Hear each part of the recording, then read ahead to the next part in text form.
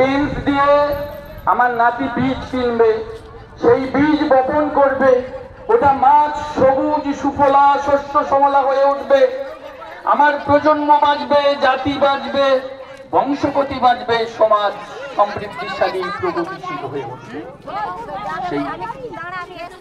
এই বলার মধ্য দিয়ে মহিলা লেখিকা এইটাই বললেন, সমাজকে সুফলা শ্যামলা করে উঠতে গেলে বীজ দরকার।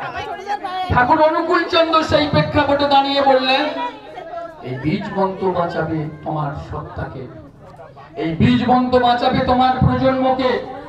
আগামী প্রজন্ম, আগামী দেশ, সভ্যতা, সমাজ সুজলা সুফলা শস্য শ্যামলা যেমন হয়ে ওঠে বীজের মধ্য দিয়ে, তেমনি এই ঠাকুর অনুকূল চন্দ্রের বীজ মন্ত্র সমাজকে বাঁচাবে, প্রজন্মকে বাঁচাবে, সমৃদ্ধিশালী করবে। আসুন আমরা সবাই মিলে এই বীজ মন্ত্রকে নিজেদের জীবনে ইমপ্লিমেন্ট করি, সকলের হৃদয়ে এই বীজ বপন করি, করে শুকিয়ে যাওয়া হৃদয়, ভালোবাসার অভাবে জর্জরিত সমাজ, এই শুকিয়ে যাওয়া সমাজকে আবার পুষ্ট করে তুলি, সমৃদ্ধিশালী করি, শান্তির ছিটিয়ে। এই বলে আমাদের রয়েছেন আচার্যদেব, তার বাণীকে আমরা মাথায় নিয়ে চলবো, অন্যকে চলতে সাহায্য করবো। কবি কোথায় বলি, দূর হতে শুনি ওদের বাণী, করে তার বাণী। ভয় নাই আর ভয় নাই, নিঃশেষে প্রাণ যে করবে দান, ভয় নাই তার ভয় নাই।